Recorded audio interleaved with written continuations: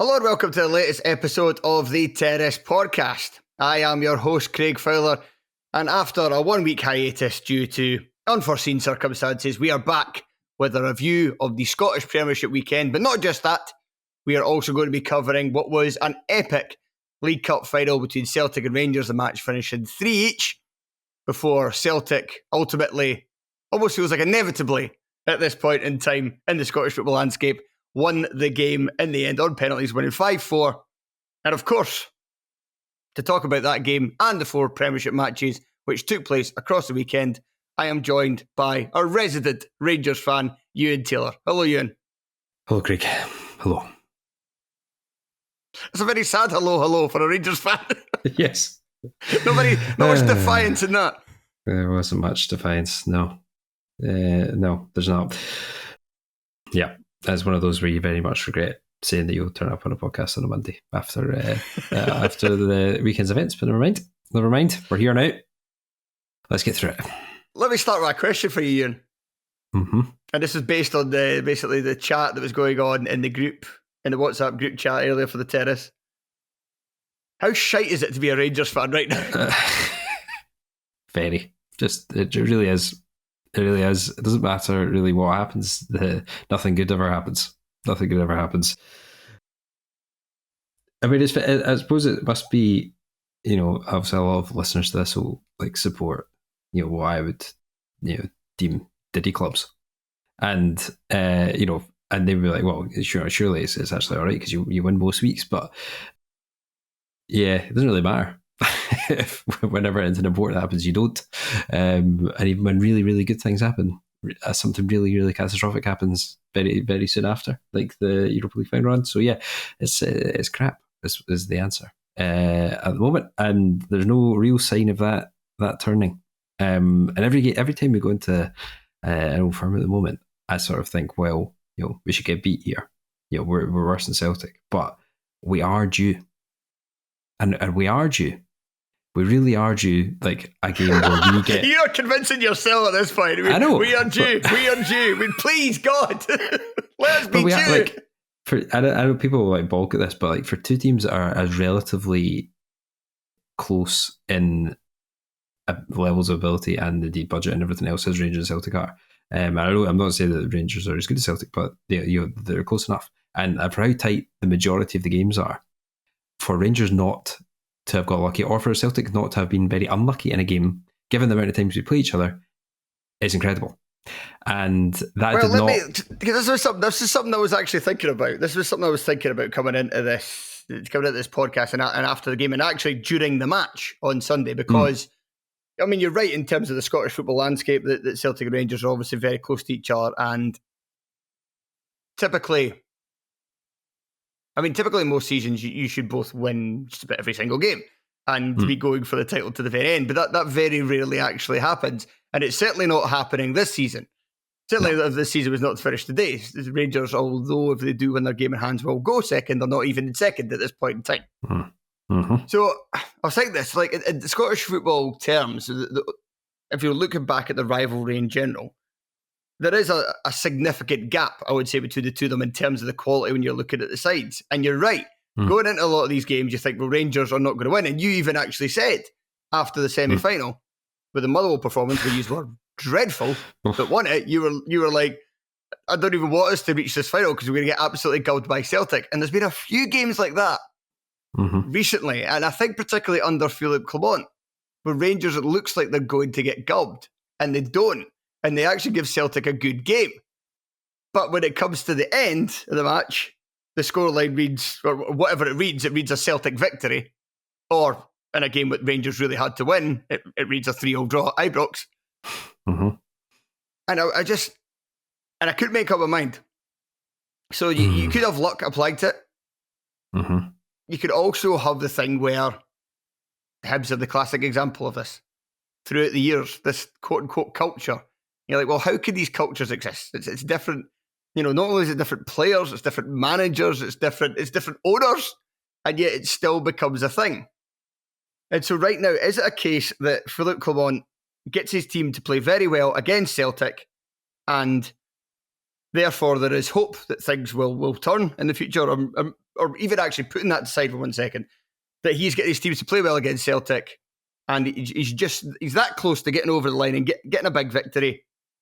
Or is it a case that there is, and again, air quotes, this culture about the place at the moment that mentally Rangers cannot get themselves over the line, and that mental deficiency is what then influences the, and again, air quotes, luck that comes in these games, and therefore is Clement part of the problem overall? I mean, I think he is part of the problem overall because he's not doing a particularly good job as Rangers manager. But it's not really Old Firm games that are the reason the Rangers are 11 points, whatever it is, behind Celtic. That's only 3 of those. It's been, it's been results in other games, and there are some legitimate excuses for Clement, but there's also just generally, I don't think he's managed his resources very well for several months as Rangers manager. And in Old Firm games specifically, I mean, it's hard to say. Like the culture thing, it's difficult, isn't it? Because even if you take the other 3-3 game, which Rangers absolutely collapsed in the first half, and sometimes you can say, the Rangers, in Old Firm games have only started playing when the game's lost. And that has happened a few times, and that has made some games look closer than they were. And actually, the previous 3-3 game, obviously Rangers got absolutely battered in the first half, and then Celtic took their foot off the gas and Rangers got back into it. Nonetheless, Celtic did then go ahead again, and then Rangers got score like an absolute wonder goal in injury time. Now, yesterday, Rangers go ahead, play a better team in the first half, better team start the second half, should go 2-0 up. We'll come on to that. Then basically through one unfortunate goal and one bit of a disaster and good play from Celtic, they find themselves behind, get back at but then they get subsequently back into the game twice. One time with very little time to do so after the third Celtic goal. Now, I don't know. It's like it's like, and it doesn't really suit. It doesn't really fit an easy narrative. It's always the easy narrative is, well, Rangers are losers, Celtic are winners, that's why Celtic won. Celtic shot the bed twice yesterday and from a winning position.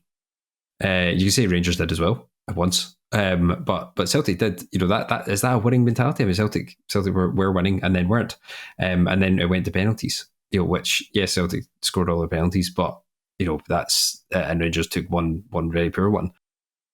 But I mean, is that really a winning mentality? I don't know about that. I mean, I think that's pushing the mentality side. I think it's Celtic have had 5 players with better technique than Rangers did. So it's pretty. I don't know. I mean, at this point, I'm at a loss as to, as I say, how and again, not that we'll come on to this, but Celtic with the one. I mean, I've seen a lot of people say that Liam Scales came on and changed the game for Celtic. Well, he did. He should have changed the game in extra time, but he didn't, as it turned out. So there's things like that. I mean, is that if a Rangers player had done that and a penalty had been given, then it would have been all Rangers lost their heads. Well, Celtic did it. I mean, and would Celtic would come back into the game? Quite possibly. The way the game was going, and I think more. I do think there's an element. If you focus on Clement, I think there's an element of his football, as far as it is, does require a lot of fitness. And I think that was actually the key element in the way the game played out yesterday, was that Rangers ran out of legs as the game went on, especially in extra time. Just couldn't keep playing the same way. The players you came on to replace those legs, Conor Don't Barron, Cyril Dessers, Kieran Dill. Poor. Yeah, just not good enough. And so there's an element of that. And then Rangers, obviously, Celtic had a couple more days of recovery and it has a style, I think, which is probably less, and ultimately just better. So the way the Rangers were having to play to combat that required a lot of effort, which would just eventually, the legs ran out. I think ultimately Rangers were the better side yesterday, had more chances. Even if you don't include the chance that they didn't even get a shot away from, they had a 4-1. So, I think Rangers were the better team and certainly got the wrong end of the stick in terms of decisions. But so I sort of, I suppose I'm reluctant to. I mean, I've been happy to hammer Rangers all season. I think I'm pretty reluctant to call them a bunch of losers yesterday, because I just think, albeit, they lost, but I mean, the way the game went, the way they played, and the way that they weren't not exactly fortunate with the way the game, with sort of external factors occurred in the game. I think it's Do you pretty know hard. who you sound like? You sound like What? me after we drew with Aberdeen in a game that we're like, really need to kind of win this one. Need to start winning games. Aberdeen are kind of starting out on a bit of a downturn now. Need to take advantage of this. Need to win this match. We get a 1-1 draw, and as a Hearts fan, and I'm like, yeah, okay, I can see fighting this team. I'm seeing the positives here. Things are going to be all right. And then we'll get on to what the current situation is. Just a week later.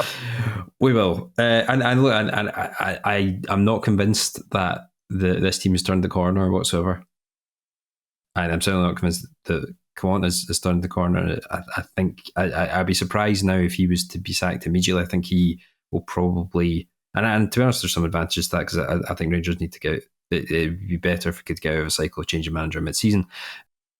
I'm not remotely convinced that Kwan's the man for Rangers long term. I think the way the team's playing at the moment, and to be fair, the results are good enough that I suspect he will see out the season at this point, which is quite a turnaround from a month or so ago, and he has seemed to have landed on something which I think works a lot better, which is basically play the guys that are good at football and don't play the guys that are crap, like Conor Barron and Cyril Dessers. That's the kind of the big reason for the change, isn't it? Is that Igaman, sorry, I think that's how you pronounce it. I don't think you pronounced the E at the end. Igaman, who did get opportunities early in the season, and I remember when I first saw him coming off the bench against United, I was like, oh yeah, he looks decent enough. Kind of looks like he can play with his back to goal a lot better than any of the other Rangers forward options. And then I also saw him, I think it was the St Mirren game, when he got taken off at half time. And I was like, Jesus, he's rubbish. But he's managed to get things together, and he's been good in recent games. And he comes into this game in a good bit of form. And then is that the kind of bit? Well, I thought there was my tactical insight for this is a little bit limited, because I was watching this in a bar in Copenhagen, and it was a telly that was not HD, and it was they only put on one screen. It was called the Dubliner. So I thought, well, it'll be on every screen. No, it was like all English football apart from one telly in a corner, which only kind of Scottish people and a couple of Irish guys were watching. So I had to watch it. I wanted to watch the first half from about a mile away, so I could tell what was happening in terms of who in territory and chances. And then when it showed replays, I was aware of who was involved. It's like, but if you put a gun to my head and like ask me at any point who's on the ball right now, I'm like, Celtic. I don't know. One of the Celtic players, Callum McGregor, maybe. I don't know. He's on the ball. Not so much in the first half. Not so much in the first half. Yeah, so we'll get to Celtic's flaws, but I did manage to get a closer look at the rest of the game, thankfully. But it did stand out to me even from that Igamani was a big reason for that, because he was helping Rangers to keep the ball at the park. It was a threat when Rangers kind of broke in numbers on Celtic. And also, I thought Yanis Hadji was, for somebody that I think often in Scottish football, certainly talented, but can also often be a bit passive in how he plays. He really kind of looked like the player he's supposed to be. He looked like Romania's Yanis Hadji. Yeah, he's got a bit more dig about him now than I think he had. When he first arrived, I think he's realised his lack of pace is still his absolute like major flaw in his game. If he was quick, he wouldn't be at Rangers. Not these. He also would have ran away from Cameron Carter-Vickers. Yes, he would have. So he's he's realised, I think, that he needs to have a bit of dig about him. So I think he's a good bet for a booking these days, because he actually gets quite a lot and he does leave the foot in. So he put in a really good shift, and I suppose that was, he didn't play on the Thursday, so that was why he stayed on, because he had fresher legs than most. And yeah, that was, Euan certainly had ran his race by the time he came off. which unfortunately left Cyril Dessers to come on. So him also being there also gives the option of Bajrami playing in his more kind of quote unquote natural position. Yes, and I've not really made my mind up about him. Albeit obviously scored, but had I mean, I think all of them are flawed. I mean, if you take that sort of front 4 or 5 players, which I think will for now at least rotate in Igaman, Danilo, Hadji, Czerny, and Bajrami. I mean, it'd probably be 4 of those 5 that start most games for Rangers. I think at the moment, you wouldn't sign them all to play together. But they have. None of them can really run very quickly, which is a problem. Igaman's maybe sort of a powerful run, you might describe him, and Danilo's not slow exactly, but they're not exactly speed merchants, and none of the wide players are quick. But they are all actually like decent technical footballers, and just playing all of them at the same time has improved things compared to a Tom Lawrence, where the play just broke down all the time. Dessers, where play broke down all the time. Also means that Diomande can go back a line and you don't have to play Barron, who's just very limited ultimately for Rangers. As I've been saying all season, and people are finally, well, I say people, Philip Clance finally realised. I'm not sure the Rangers support in general has, because he's still lauded in many circles. But I think it just improves the team. And then you're also Raskan, who's I think Rangers' best player, and was man of the match yesterday. Until the end had sort of 2 moments in 2 minutes where he was sort of responsible for Celtic scoring 2 goals, which wasn't fantastic. But apart from that, he had a very, very good game. So Rangers are looking better for all that. Still very flawed. Still wouldn't be enough. I mean, they certainly wouldn't be enough to win the league. And we'll have to play. It is one of those where Rangers have to play very well and Celtic have to play badly for Rangers to win, but it would appear to require also more than that. So yeah, I wouldn't say that, and that's I wouldn't say the Rangers played well. I just think Rangers played better than Celtic, which I think's.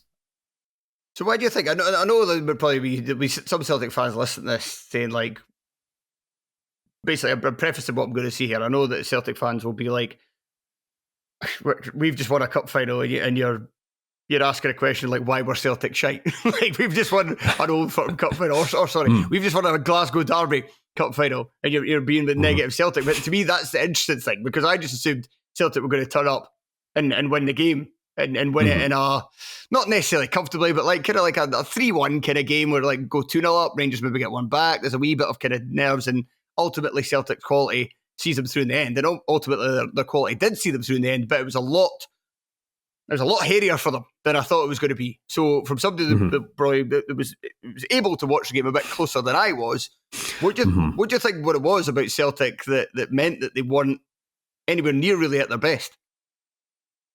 I think it was, to be fair to Clon, it was a good tactical setup in that the pressing worked. The Rangers sort of shape really, really worked. I think one of the problems Celtic have actually is that their centre halves aren't really good on the ball. I know Carter Vickers, people think he's good on the ball. He's not really. He's not particularly. He's fine. He's not like Chris Ayer or obviously Virgil van Dijk. Yeah, clearly. He might be a better pure defender than he's not a better pure defender than Ayer. I don't know if you could say that about Van Dijk, but he's a very good pure defender. That's pretty much it. Trusty's pretty ropey on the ball. I don't think Scales is good either. And it was basically Rangers were allowing the players that were Celtic's worse players to have the ball and sort of say, right, well, you're the one that you have to pick the pass, and that's harder. So they're blocking off passing lanes to Callum McGregor. And I think it was just Celtic sort of pass. Celtic's build up. I mean, I think Rodgers described it as clunky. That was the main reason. And other than trying to get in behind, and you're trying to get Maida or Kuhn in behind Rangers, who obviously had to press up fairly high to create that pressure in terms of space. Other than that, they didn't really look like they had many ideas of how to break through Rangers, and sometimes I think that that seemed like the only option they had, so they were looking for it maybe when it wasn't on. quite a lot, and I think there's a temptation at the moment because I think Celtic's best two players this season by some distance have been Kuhn and Maida, and I think there's maybe it wasn't going that well, so they really wanted to get them on the ball as much as they could, and it wasn't really working. And then as the game went on, obviously they both, and certainly as the game opened up, they both were Celtic's two best or most impactful players at least, and and eventually their sort of quality played through, but that was the problem, that the Rangers just couldn't keep that up, and never weren't there. So Rangers, I was saying yesterday to some pals, I was saying the Rangers needed to win it in the 90, but I think we probably actually needed to win it in like 60, and then hope for the best in terms of holding on to a lead. That brings us on nicely, actually. That brings us on nicely to talk about some of the key moments from the game, and that is that's there's two big, massive key moments. Another one went Rangers' way. We'll get to the penalty incident soon enough, but just after halftime, Rangers have a 4-on-1, 4-on-2, if you want to include the goalie, on Celtic, and at the time, so. There's so many teams that seem to do this now. It seems I'm watching Scottish football this season, and I'm like, and Rangers have been banned for this as well in Europe on some occasions. Yeah. If there's any like Scottish coach at any level, or is coached at any kind of like even at like youth level, like do the players actually get coached on what to do when they go through in like a advantageous situation in terms of like a numerical advantage on the opposing team? Because I'm starting to think that no, they don't at all. Managers just leave it to like, that'll be fine. If we're in a 3-on-1 or whatever, our players will know what to do. St Johnstone made a spectacular arse out of one in the weekend as well. They did. And it's just like when I was watching it, it reminds me there's a thing that my basically my working hero Bill Simmons says all the time about. And it's when he talks about basketball or NFL, he's like, don't do what the other team want you to do. And I feel like so many situations, players like don't do that. They just do. They do exactly what the other team want them. And I thought there was an example of this. Like, so Igamani's going through, and I said at the time, you've got to reverse it. You've got to reverse it. Yeah. You can see, and it was Carter Vickers, wasn't it? That stopped it. Yeah, it was. Yeah. Yeah. You can see you can see for Carter Vickers' shape, you can see where he thought the ball was going, where he wanted the ball to go. And it was the obvious pass. And like you say, Hadji has no pace to run past him. And as soon as he played the pass, I was like, no, you've got to reverse it, you've got to reverse it. And then it's still on for Hadji to do the same. Don't do the easy thing of like, I'll do the thing where I'll go to the like towards the byline and then try to cut it across. Because you're inviting two potential roadblocks there. One is the defender, which obviously exists if you cut back, but two is the goalkeeper. You've then got to thread it through quite a bit of a narrow gap to make sure that your teammates can get to it. Now, I know there's always a risk sometimes if you cut back, your teammates will be offside, but again, it was 4-on-1. Somebody's going to be onside and somebody's going to get a clear shot at goal. Yeah, he made the wrong. I don't know if it was just because he saw it was Bajrami. I think he saw it was on the right, and he's not very experienced. He's not played much football at this level, like a man, and he is quite calm at times. But that was an example where he just you could see that for the first goal where he does well to like fake his shot, which actually then Carter Vickers goes for the faked shot, and then he gets and that's why he gets the shot away, which then leads to the rebound that Bajrami scores from. But yeah, I think he just played that pass too quickly. Was it Bajrami, not Hadji? It was Bajrami, yeah. I think it was. Yeah, and there was Diomande and Czerny were running like I say, it was hard to differentiate the players at times. Yes. Hadji's probably that's so you still halfway line at the time. Quick aside, by the way, it's mental that we used to watch football on non-HD TVs. How did we ever tell anybody apart? I know. Yeah, I'll just ignore that Eastern European racism. That's fine. You can edit that out. But no, he and then I said, I mean, at the time, I just blamed Bajrami. I was like, that's so shit. But actually, yeah, and he could have. I think if he'd lifted it, then Carter Vickers couldn't have got it, but then Schmeichel probably would. So it was kind of like, and then he could have like faked and then waited a bit, and then maybe like got Carter Vickers to commit and then played it across. But again, then the defenders running back might have caught it. So it's basically whatever we did that was the wrong thing to do. So it's that's a great chance, and the fact that Rangers had the better of the chances throughout the game. And that didn't even register in terms of XG and stuff because Rangers didn't have a shot. And somehow that's really not good. And it did feel like obviously a key moment in the game. You do wonder actually the way the game went. I don't know if it was quite as important as it seemed at the time. Maybe. Yeah, I still can imagine Celtic coming back at 2 each after that.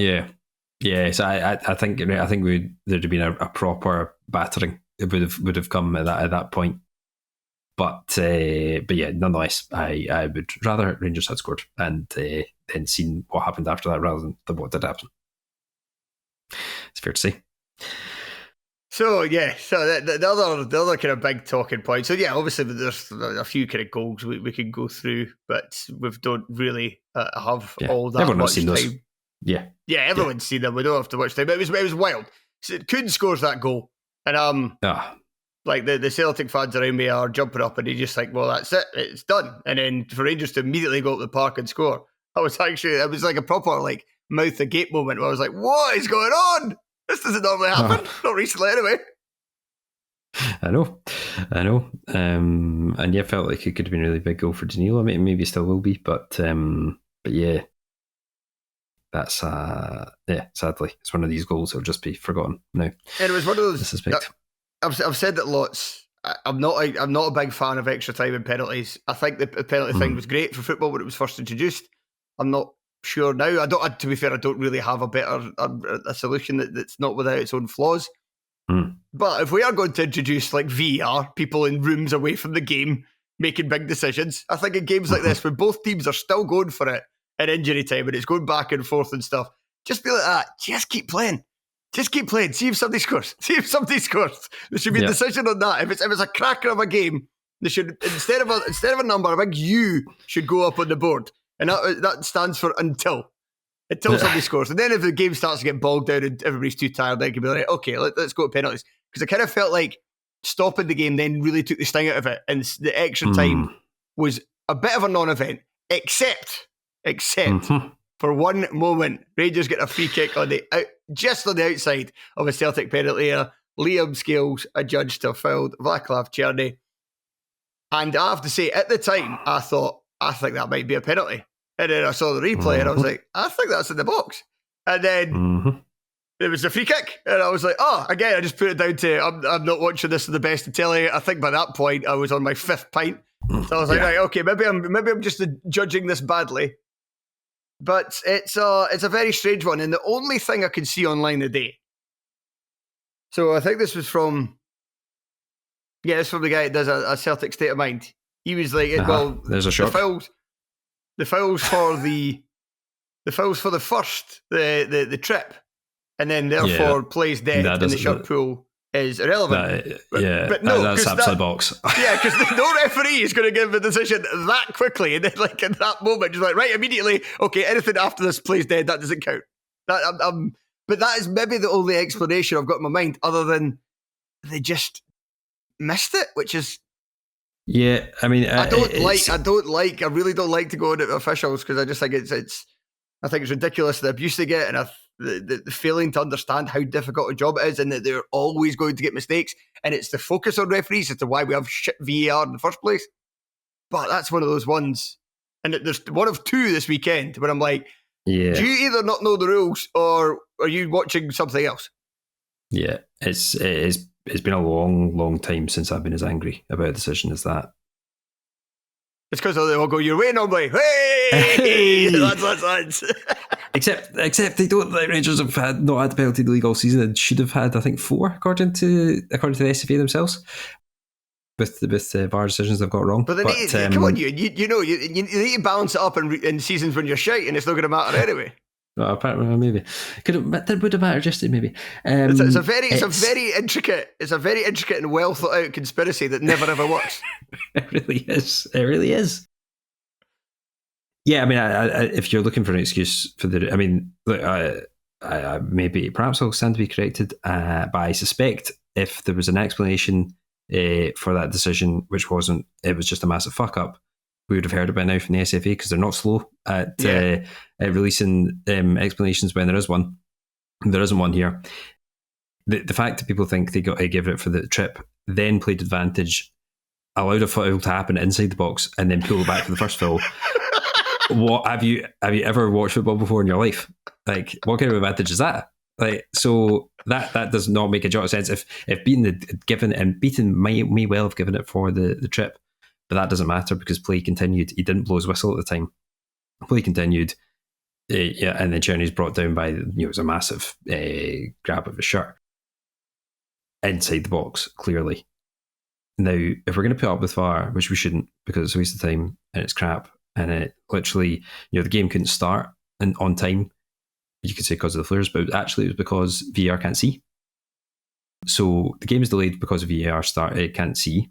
Aye, it's not like it's games that both semi-finals were postponed for that, but we've also had other just normal matches, and Tony put it perfectly. The game can't start, and it was Hibs' first game of the season against Hampden. It's like, our season can't start because the referee can't look back in time.